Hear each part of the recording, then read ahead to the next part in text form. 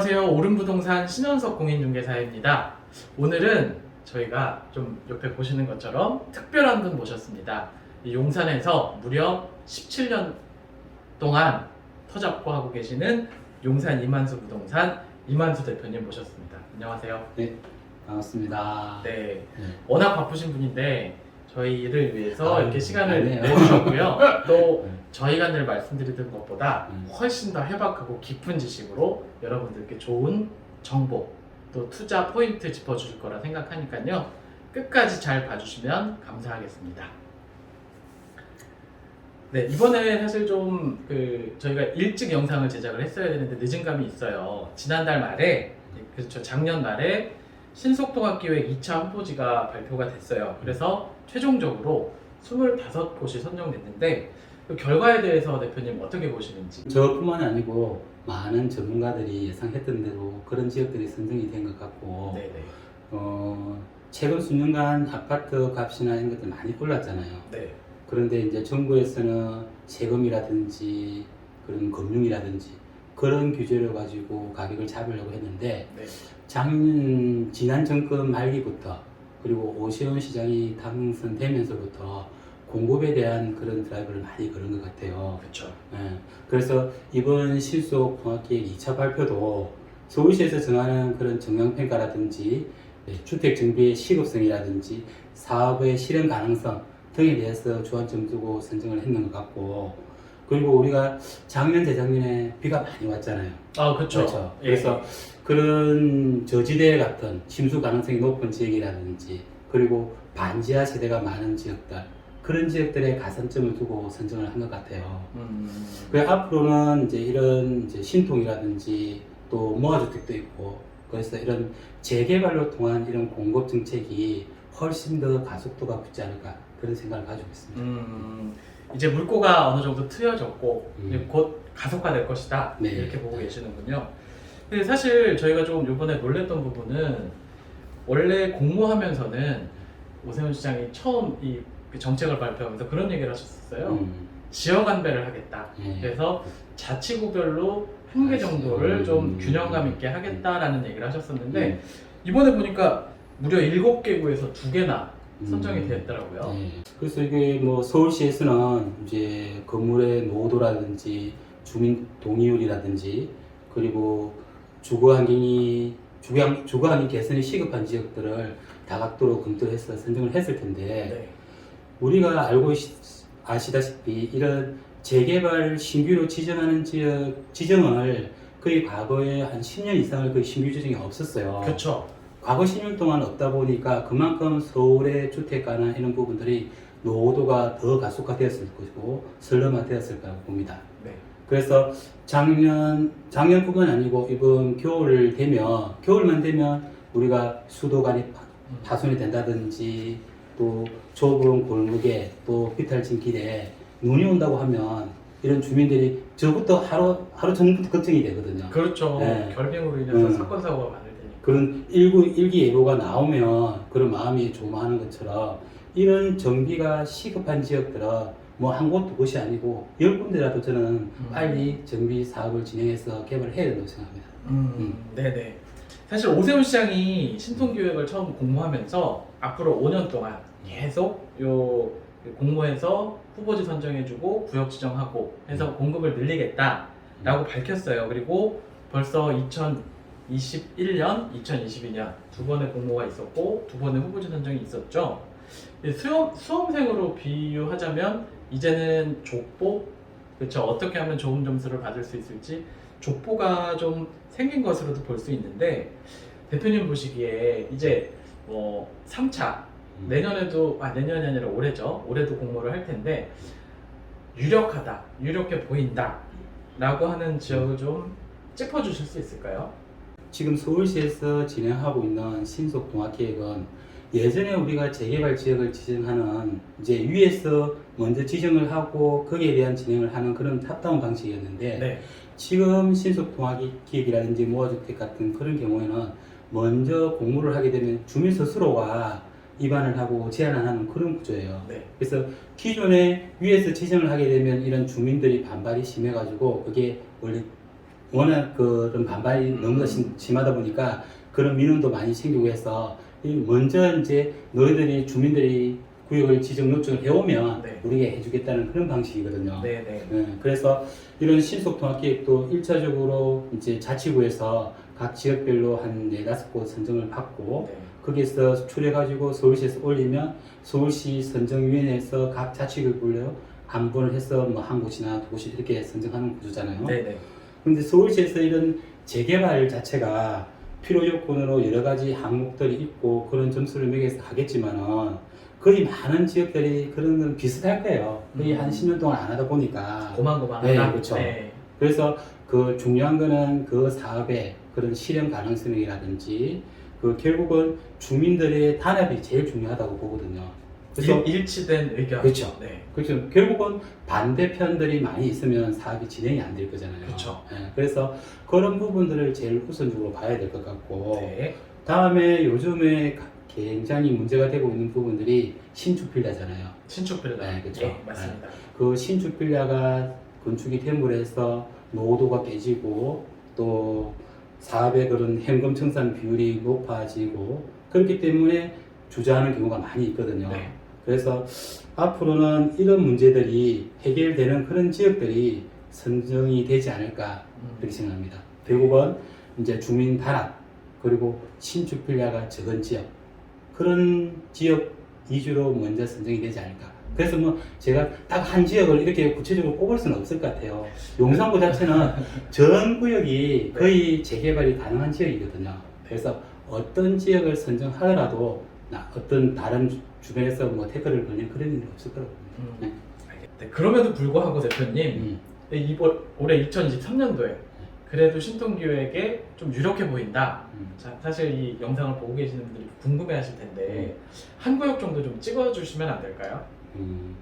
그런 순수히 제 개인적인 의견입니다. 네네. 그래서 제가 저희도 다른 지역도 많이 있지만은 제가 제 개인적으로 예상했던 지역은 저도 한남 1구역을 예상했었거든요. 그쵸, 이번에 그쵸? 탈락했죠. 네, 그래서 작년에도 했고 이번에 탈락했는데 원래 한남 1구역 같은 경우는 그 한남 뉴타운 재정비 촉진 지구에서도 제척이 됐던 지역이잖아요. 네네. 그 제척된 지역의 이유가 그 일대에 이태원 일대의 상가 비율이 높고 네. 더 그런 주민들의 힘이 강했기 때문인데 작년 처음에는 1차에서는 그런 부분 때문에 탈락됐더라도 네. 2차에는 그걸 해소해가지고 지역도 조금 줄이고 또 그런 주민 동의도 높고 해서 이번에 저도 살짝 뭐 한남 1구역이 되지 않을까 그런 생각을 하긴 했었거든요. 네. 그런데 아쉽게도 뭐 그렇게 탈락이 됐죠. 대표님께서 올해 예측을 그렇게 하셨으니까 하반기에 네. 한남 1구역이 지정이 되는지 제가 한번 꼭 지켜보겠습니다. 네. 그래서 제가 개인적으로 이건 진짜 개인적인데 네. 이게 이번에 그 안타까운 이태원 사고도 있었잖아요. 이게 그렇죠. 우리가 선정되기 바로 전에 이태원 사고가 있어서 그런 부분도 조금 작용을 하지 않았을까 그런 생각도 해봤어요. 네, 알겠습니다. 그 부분은 한번 지켜보시면 될 것 같고요. 그렇다면 사실 한남 1구역이 좀 유망해 보인다, 유력해 보인다라고 말씀을 하시는데 용산이 말씀하신 것처럼 노후도가 굉장히 심하잖아요. 네. 지금 뭐 많은 분들이 궁금해하시는 지역이 뭐 예를 들어서 원으로 3가 1, 2구역 혹은 후암동 쪽도 문의를 많이 주시거든요. 이 지역들은 좀 어떻게 보시는지. 그렇죠. 뭐 용산에 아까 제가 말씀드렸다시피 용산은 전 지역이 재개발 예정지라고 보시면 되는데 네. 원래 이런 신통이나 모아주택이 나오기 전에 제가 손님들한테 이야기했던 지역들은 제가 원으로 3가의 1구역 1구역은 예전에 재개발 예정구역으로 지정되어 있던 지역이 원래가. 그렇죠. 예, 그래서 그런 부분들이 그 1구역이나 2구역 같은 경우에도 작년, 재작년에 걸치면서 그런 이슈들이 많고 또 가능성이 높았기 때문에 위에서도 토지거래 허가구역이라든지 건축허가 제한을 묶었을 거 아니에요. 네네. 예, 그래서 이 구역들이 이렇게 선정이 못하고 탈락된 이유가 신축 빌라가 많다는 그런 이야기들이 많이 있거든요. 네. 실제로 제가 가봐도 신축 빌라들이 사실 좀 많아요. 많습니다. 예. 그래서 그리고 또 여기에 문제되는 부분들이 신축 빌라가 많다 보니까 이게 결국은 권리 산정 기준일이잖아요. 그렇죠. 그렇죠. 예. 그렇게 1차에 21년도 1차 신통 계획이 권리 산정 기준일이 아시다시피 네. 21년 9월 23일이거든요. 그렇죠. 그렇죠? 네. 그 이후에 이제 선정이 되거든. 그때 탈락된 지역이라든지 그 이후에 선정된 지역들은 권리 산정 기준일이 22년 1월 28일로 고정을 시켜놨어요. 맞습니다. 예, 그렇기 때문에 그 1월 28일이라는 기준일은 원래 한시적으로 23년 올해 말까지거든요. 그렇죠. 그게 규정이 되어 있어 아시다시피. 그렇다면 결국은 신축 빌라가 많다고 이렇게 권리 산정 기준이 됐기 때문에 결국은 올해 말까지는 그 현금 청산 비율은 유지가 된다고 봐야 되거든요. 올해까지는. 그렇죠. 당연하죠. 그렇죠. 그렇게 되면 이 구역에서 하려고 하면 결국은 사업 방식을 다른 방식을 선택하든지 그렇죠. 아니면 결국은 내년 이후로 공모를 해야 된다는 그런 결론이 나옵니다. 앞으로는 그 결국은 이런 제가 원으로 1가에 원으로 3가의 1구역, 2구역 중에서도 내가 손님들한테 많이 권유를 했지만은 거기에 대한 거는 충분히 재개발 압력도 있고 많은 이슈도 있고 또 투자 가치도 충분히 있다고 그렇죠. 보거든요. 예. 그래서 언젠가는 뭐 올해가 안 됐으니까 뭐 내년이든 충분히 가능하다고 보고 다음에 이제 동암동, 후암동 말씀하셨는데 후암동에 뭐 아시다시피 서암도 있고 동암도 있잖아요. 그렇습니다. 그래서 네. 지금 우리가 이야기할 수 있는 부분들은 동암 일대라고 볼 수 있는데 네. 그 이 부분들은 이제 결국은 중요한 게 남산 고도 제한이었죠. 고도 제한이 조금 네. 세죠. 그렇죠. 네. 네, 결국은 그 남산 고도 제한이 대물에서 7층 이하 규제로 있기 때문에 결국은 사업성이 안 나오면 재개발 못 하잖아요. 그렇죠. 그렇죠. 네. 그래서 서울시에는 이미 이제 용역이 들어가 있고 또 그 발표가 아마 올해 말 정도는 나올 수 있을 거라고 보거든요. 그 연구 용역이라고 네. 하시는 게 고도 제한 해제 그쵸. 관련한 네. 연구 용역을 말씀하시는 네, 그쵸. 거죠? 네. 그 발표 시점이 올해 말 정도 될 것이다. 예, 예. 아, 요거는 상당히 중요한 포인트 같아요. 그렇죠. 네. 그래서 이런 부분들만 어느 정도 해결된다면 또 주변에 그 주변 구에서는 지금 고도 제한에 대한 이런 해제를 하고 있는 지역들도 있거든요. 아, 실제로? 지금, 예. 약수역 근처라든지 그쪽 부분 네. 있어요. 금호동 쪽 예, 말씀하시는 그렇죠. 거죠? 예, 네. 예, 그렇기 때문에 충분히 예상해 볼 수 있고 네. 그리고 이런 부분이 해결된다면 용산의 동암 쪽은 충분히 나중에 공원도 있고 그렇죠. 붙어 있죠. 네, 남산도 네. 있고 그러니까 이런 녹지를 선호하는 분들이라면 충분히 메리트 있는 지역이라고 보는 거죠. 그리고 현재로서는 아까 대표님 말씀하신 것처럼 제일 용산에서 투자 금액이 적은 지역 중에 한 곳이에요. 이게 동암 쪽이나 뭐 아시다시피 고암동이라든지 동암이라든지 해방촌이라든지 이태원동 쪽이 네. 그래서 저 개인적으로 손님들한테 조금 자금이 조금 부족하다 네. 이런 분들은 충분히 해방촌이나 이태원 이가 쪽 이쪽으로 충분히 둘러보시라고 말씀을 드리고 있습니다. 알겠습니다. 사실 아까 말씀 중에도 있었지만 뭐 지금 여러분들이 뭐 재개발을 염원하시는 투자자분들이나 혹은 원주민분들이 신통기획을 신청하셨다가 선정이 되지 않았을 경우에 굉장히 실망하시는 분들이 많거든요. 혹시나 그런 것들 말고 다른 대안은 없을까요? 그렇지. 대표님도 아시다시피 네. 재개발은 사업의 종류가 많잖아요. 그렇죠. 그렇죠. 더 많아졌죠, 최근에. 그렇죠. 예. 그래서 이제 우리가 지금은 서울시에서 적극적으로 추진하고 있는 모아타운이 있고 모아타운 있고요. 그렇죠. 예. 그리고 일반적으로 우리가 알고 있는 일반 재개발 네. 그리고 역세권의 이제 공공주택 특별법인에 증언한 공공주택 특별사업이라도 있고 네. 또 역세권의 도시정비형 재개발 사업도 있잖아요. 역세권 시프트 예, 말씀하시는 그렇죠. 거잖아요. 예, 그래서 예. 용산구에서도 그런 사업을 진행하는 구역이 몇 군데 있거든요. 네. 지금은. 그래서 이런 신통이 선정이 안 되더라도 뭐 그렇게 정말로 실망할 필요는 크게 없지 않나 그런 생각을 가지고 있고 재개발 사업이라는 것이 단순히 1년, 2년 안에 끝나는 사업이 아니잖아요. 경험상 그러시단 그쵸. 말씀이시죠? 네. 짧게 보면 최소한 7, 8년, 10년 이상 걸리는 사람인데 단계별로 진행하다 보면 어디가 먼저 갈지 사실은 몰라요. 이번에 선정된 지역하고 내년에 선정된 지역이 있다 하더라도 결국 그 종착점에 누가 먼저 도착할지는 알 수 없는 경우거든요. 이 재개발 사업이라는 게 시작이 중요한 게 아니라 도달하는 게 중요하다. 그렇죠. 네. 그런 거고 알겠습니다. 그러니까 그렇게 너무 실망할 필요 없고 네. 또 앞으로 서울시에서 이런 재개발을 적극적으로 권장을 하고 있기 때문에 네. 뭐 조금 기다리고 주민들이 타락을 하고 있으면 충분히 성산도 있고 밝은 미래가 펼쳐지지 않을까 생각합니다. 네, 뭐 용산이 밝을 거라는 거는 5살짜리 아이도 알 수 그렇죠. 있는 그런 내용이라고 생각을 하고요.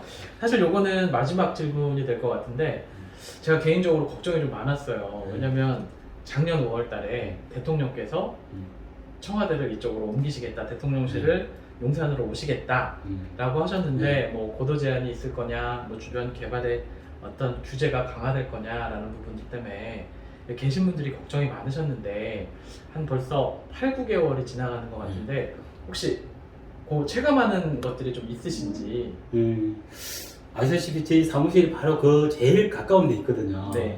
그래서 그 당시에도 많은 이제 뭐 인터뷰도 해드리고 그런 이야기도 많이 했었거든요. 네네. 그런데 그때는 재개발에 대한 우려가 굉장히 컸고 네. 또 그런 뭐 이렇게 우려하시는 분들의 목소리가 많이 있었는데, 그런데 뭐 위에 인수위라든지 대통령 직접 나와서 그런 재개발에 대한 규제는 추가로 없다, 네. 그런 발표도 했고 안심을 하고 있었는데, 지금 와서 보니까 이제 재개발이라는 게 그 주변에 사업을 진행을 안 하다 보니까 네. 실제로 재개발이 뭐 재개발 사업 속도에 미치고 안 미치고 판단할 수가 없는 상황이고, 그 위에 일단은 이제 인수위가 들어오고 대통령이 입주를 하면서 주변 상권 그리고 유동인구가 훨씬 많아진 그런 긍정적인 요소가 있어요. 아, 오히려 긍정적이었다. 아. 그리고 주변의 기본적인 땅값들도 많이 상승을 한 것 같고, 집가 상승도 있었고. 그런 뭐 재개발 외의 이야기지만은, 네. 그리고 또 부정적인 거 보면 정말 사실은 주말 되면 너무 일을 하기 곤란해요, 사실은. 그리고 너무 그 주변에 있는 아파트라든지 주택가의 주민들은 그런 집회, 시위에 대한 소음, 거기에 스트레스를 받고 있는 분들이 굉장히 많은 것 같아요. 저도 주말에 출근해 보면 이렇게 시위하시는 분들이 많이 행진을 그렇죠. 하시더라고요. 네. 그래서 우리가 퇴근할 때 보면 집으로 차를 가지고 집으로 직접 못 가요. 저 빈 도로라서 가야 되는 그런 경우도 있고 있어.